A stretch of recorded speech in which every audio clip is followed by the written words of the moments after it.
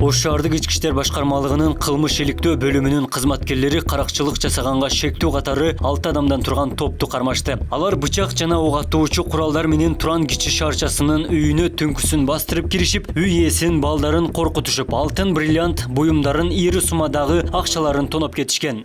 Эмне үчүн отурасыз буякта? Эмне үчүн келди кармап келишти сизди? Разбой кылган үчүн. Эмне үчүн? Разбой. Кандай разбой кылдыңар? Бирок үйгө кирип, Толугураак айтып берсеңиз? бирок үйгө кирип акча алып чыкканбыз. Тиле. Канча сом алып чыктыңар? Эмне алып чыктыңар? Алтын менен $1400 алып чыкканбыз. Кантип кирдиңер? Даярданып кирдиңерби? Колуңарда кандай куралдар бар эле? Şu montirovka, bıçak, pistolet. Ал үйдө акчасы бар экенин каяктан билдиңер? Bu biri ayıp verdi. Учурда бул кылмыштуу топтун бардык мүчөлөрү убактылуу кармоочу жайга киргизилди. Тергөө уланууда.